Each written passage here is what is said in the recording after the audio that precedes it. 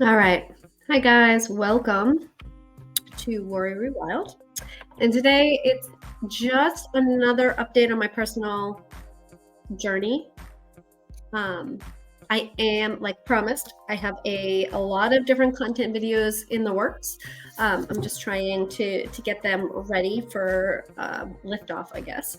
But I did want to check in because it's been a little while since I did one. And, it's for just a super quick recap for those of you in case you haven't watched the prior videos. But Warrior Wild here is a mission, as a company or as a brand. My mission is to provide education and inspiration on all things health and wellness, particular physical and mental health. Really bringing a background of science in to understand why we heal when we reconnect with the earth. So it's kind of like an ancient wisdom meets modern technology and science. It's kind of the same way that I've spent my career and my life, is this integration between conventional medicine and holistic or integrative medicine. I'm an integrative health coach and just a few months away from being an integrative psychiatric nurse practitioner.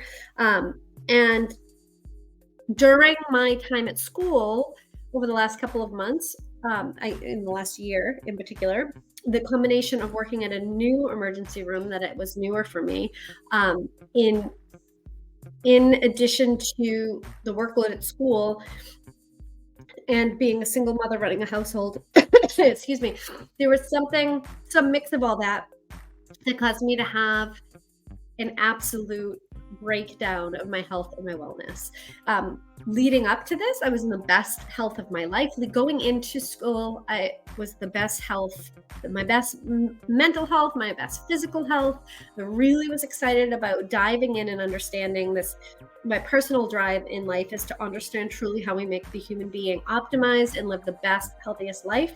I think we're living in a very difficult time in human history, and we're very mismatched between what our biological bodies need and the lifestyles in which we live, the modern lifestyle. And my aim is not to bring us backwards, but to use the ancient wisdom, modern science, and to how we propel forward in the best ways, because these mismatches are really, really, really disrupting the quality of life for most people across the nation or across the world. That being said, it happened so I was already aware of that. I was already teaching, coaching, educating, decided to up my game and go back to grad school. And I fell apart. I don't think it was grad school that pushed me over the edge, though. I do believe, in hindsight, looking back, that everything that kind of happened to me over the last 9 months to a year deeply related to high level of stress, and that I was not mitigating. I was not balancing out. I was not taking the time in order to allow myself to heal. I was just pushing full force, trying to keep my nose above the water. I'm not going to say where, but I was working in an emergency room that was not traditionally where I preferred to work. I have a long history in one particular hospital. I've had a variety of different jobs over the last couple of years. And somehow, after a fire in my past hospital, I landed in a different emergency room. And in all fairness to that emergency room, because although I'm in school and I'm a coach and an educator, I'm also at my very soul an emergency room nurse. And the emergency room in which I was working, and again, I won't name it, and if any of my coworkers from there watch this, the reason I stayed for the 9 months was because there was amazing people there, and they really did their best instead of a very, very broken system. Been a nurse for 25 years. Some of these people were kind of birthed into their nursing in this emergency room. Lots of them came in mid season, like I did, or end of the season. I'm end of the season really, because I'm hopefully no longer working at bedside. But it was a rough year. It was very hard because there's just not enough ERs around, and it's owned by a company that really doesn't care. So they work their nurses to the bone, and it was dangerous and it was hard. And I loved every second of it because they did get very sick patients, and I like sick patients, but our patient load was just way too high.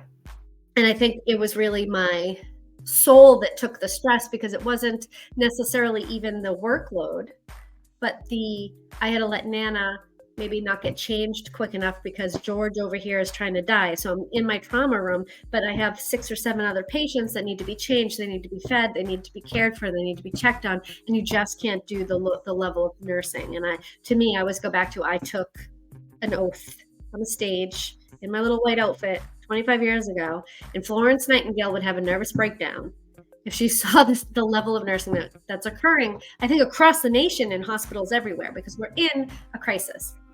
So what I offer really is a parallel to the current healthcare, right? I want to offer people a way to embrace and take their health and their wellness and their family's health and wellness back into their own hands, and to work with health providers as equals, right, to come up with a joint plan in order to optimize their health and their wellness. So that's what I do now as a coach and soon as an NP. But I also provide education, and that's what this channel is about.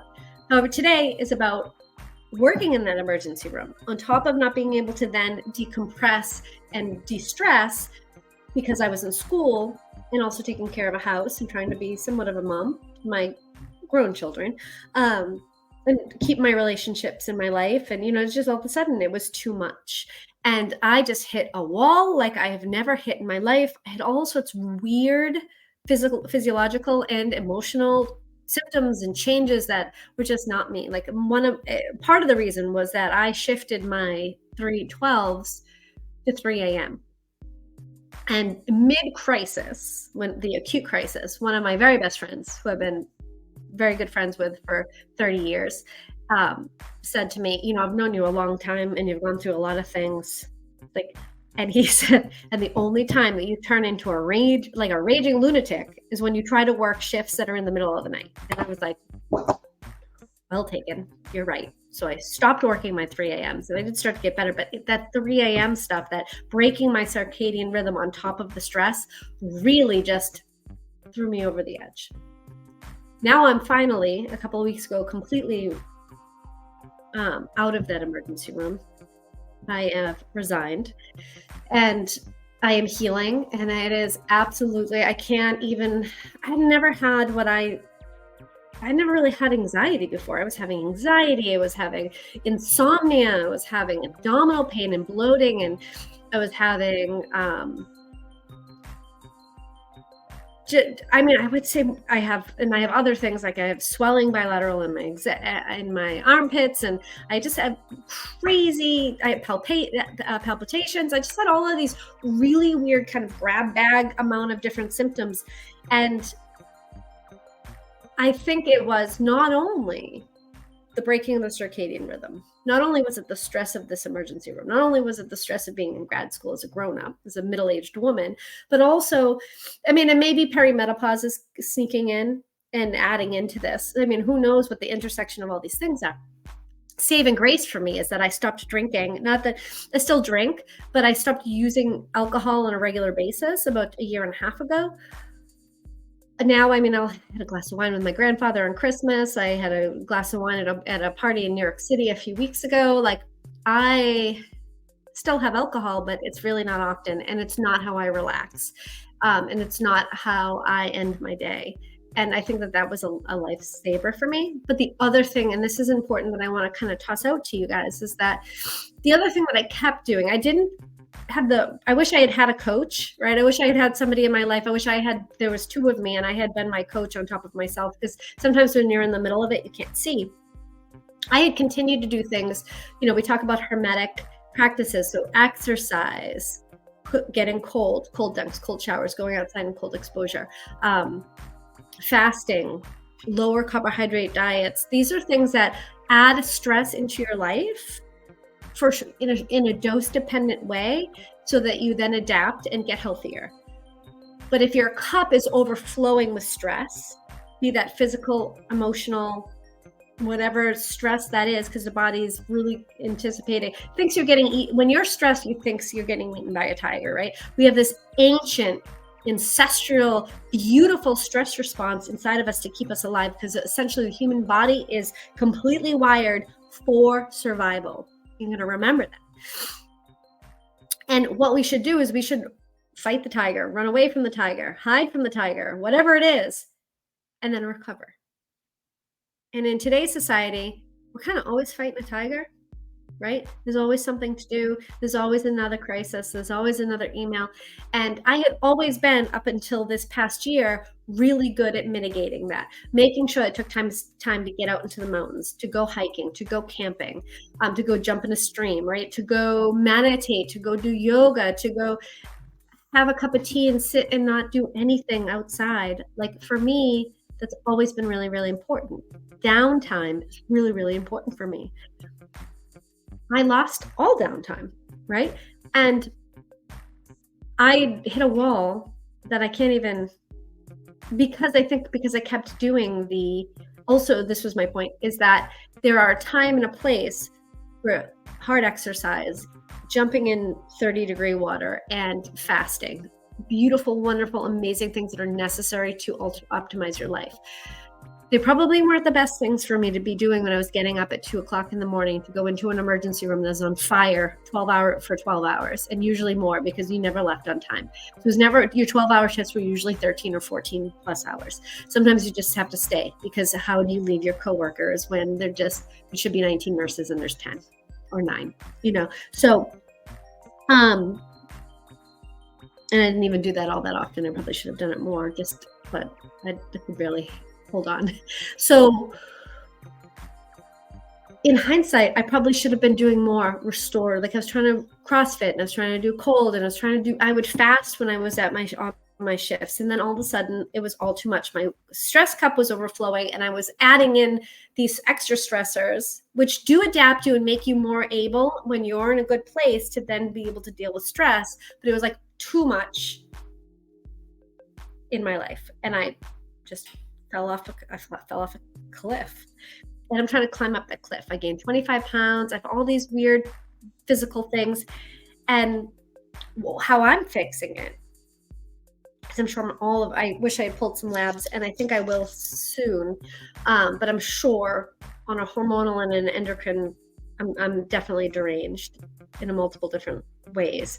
So I tried, in my past video, you'll see that I was going at this, like, really kind of in that same mindset, right? So I was like, all right, I got data. I'm going to do this. I'm going to be restrictive. I'm going to do this and this and this and this. And that's all beautiful. But it wasn't the time and the place for me. I was working with a doc from Arizona who I love. But I was doing a program that was for people who had plateaued. And I was like, you know what? I hadn't plateaued. I had broke, right? So there's a time and a place to, like, really put yourself in ketosis and calorie restrict and go on really big, long, huge hikes and CrossFit and lift and push and PR and do all of this stuff. But right now, that wasn't for me. So I'm talking to you right now. I'm sharing this for you.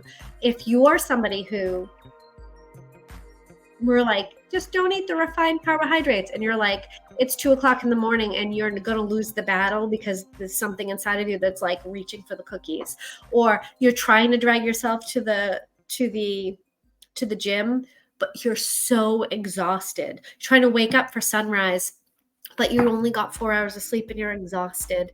Like, I am talking to you, right? There's a book called The Rushing Woman Syndrome, I believe. I'll put the link in because it's really good. But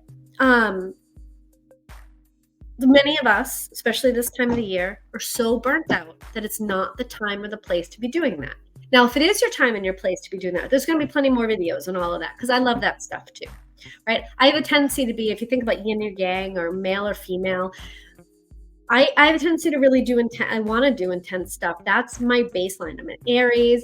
I'm excitable. I'm passionate. I want to go jump in the ocean in January, and I want to climb the biggest mountain that I can, and I want to lift something heavy.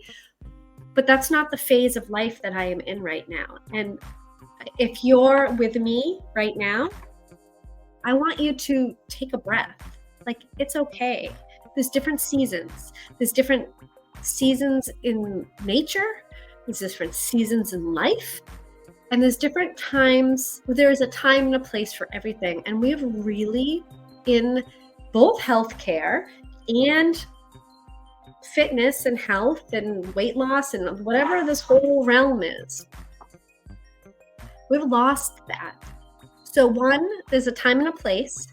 2, healing is not linear, right? So you're going to go up and down in how you feel and how your health is, and being okay with meeting yourself where you are. Like, if you are struggling really bad and you're trying to force yourself to fast, to cut your carbs, to calorie restrict, and to exercise, and to get cold, like all the stuff that I tell you to do, but you're like, I am so tired that I'm going to cry, then it's not the time to do that. It's time to breathe. It's time to walk. It's time to take a regenerative, not a hot power yoga, but a regenerative yin style yoga, right? Or qigong.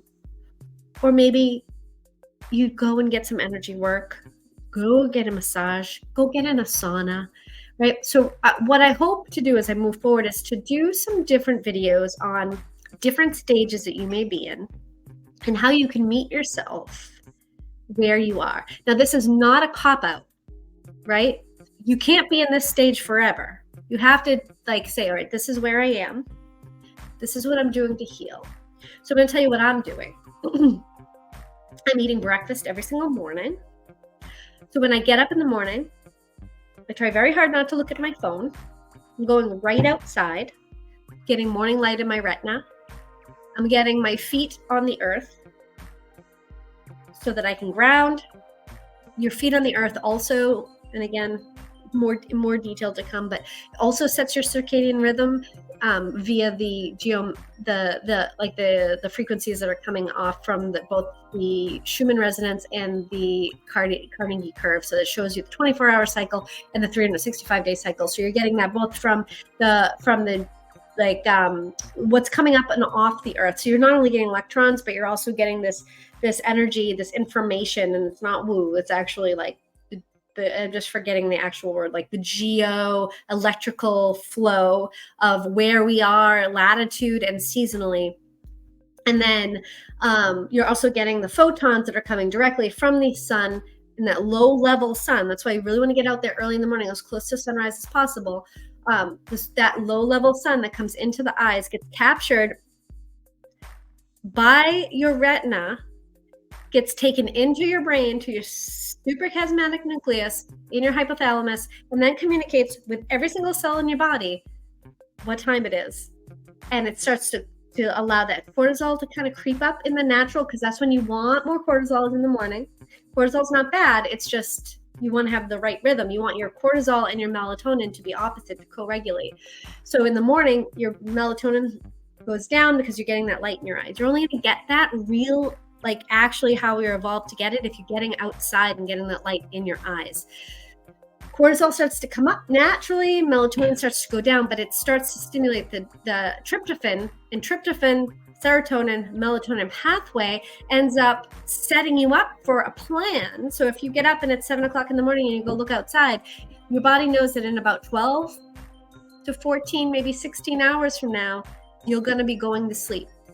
And it starts to prepare that stimulation, that pathway. So there's a pathway from tryptophan to serotonin to melatonin. Same molecule that travels through these biochemical reactions that are stimulated by the sun in the morning, and then the darkness at night to make the melatonin, to translate that serotonin into melatonin. So we're wired perfectly, but you have to get up in the morning and you have to go look outside. So I'm getting up and I'm getting outside. I'm putting my feet on the ground. I'm very, very committed to that. I'm moving towards sunrise every morning, but because I was so exhausted and so off of myself, I have a window that allows the sunlight open immediately to come into my eyes, and I'm getting closer and closer to sunrise. But right now I'm struggling a little bit with that. So I'm always up there, probably in the 7 o'clock, maybe early 8 o'clock. But whenever it is you wake up, just get out there. You can't get outside because you're so sick. Open a window and look out the window, but you can't have you have to open the window at least. Open the door a crack. Get outside to the best of your ability. The sicker you are, the more you need to be out there. I'm trying to push my coffee off a little bit in the morning and really make sure I'm getting a big salty water in the morning. I do iodine, and if you guys have been switched your salt a long time ago to like Redmond's or any sort of sea salt, and you're not supplementing iodine, you really need to reach out or look into supplementing your iodine, because a lot of people, because of this movement towards switching salts, and not listening and either eating enough seaweed or supplementing with iodine or iodine deficient. So it's an important note. So I supplement with iodine. I have beautiful salty water in the morning. And then I have my coffee once I eat breakfast. I eat breakfast every morning, unless I'm doing an extended fast. Like I did a 4-day fast a couple weeks ago, but before I really realized that I needed to not be doing that right now. I do like to do those 3 or 4 times a year. And I will be intermittent fasting again, but not yet. And when I do add it back in, so right now I'm eating 2 to 3 meals. I'm trying to stop eating when the sun sets. It's a little harder this time of the year, but at least a few hours before bed, I've stopped eating. So really focus on the circadian balance, getting my leptin in line, which will then help get my insulin, my thyroid, my estrogen, all of my other hormones in line. So early morning sun and grounding. Putting off coffee, always eating breakfast. I'm doing regenerative exercise every single day. So whether it's walking, I am hiking a lot. I have a beautiful big hiking trip coming up in the next couple of days in Vermont. I will be I have reintroduced cold in the last week. Again, I did take that out for a while. Sauna. So I'm saunaing, I'm colding. I am eating breakfast in the morning, and I'm doing yoga and walking and mobility, and I'm getting acupuncture on a regular basis. Eventually, once I feel a little bit, and I'm doing a lot of breath work and a lot of meditation. So that's where I am right now. I'm eating a whole real foods diet with a focus on like an animal base, but I am eating vegetables and fruit. I'm trying to keep out grains, but I'm not being super restrictive. I had some rice a couple of days ago. I have been eating apples. I'm not like restricting my carbohydrates. I'm eating kind of like more of a paleo. I'm trying to stay away from grains because there's nothing necessary that comes from grains. But I'm really not being super restrictive about anything that I'm eating for now. I'm really trying to nourish myself. So I'm trying to eat as nutrient dense. I'm eating liver, and I'm eating lots of seaweed and a lot of seafood, a lot of red meat, and a lot of greens, and a lot just very, very nutrient dense nuts and seeds, things that I can then, and I'm playing with what I can tolerate and what I can't. Raw milk, raw colostrum, raw cheese. So just whole, real, natural, ancestral foods. And that is about it. And then as we move forward, I'll share that as I go. But I've let go of a lot of the other stuff because I realized that I needed to heal before I could then move forward. All right, guys, have a great day.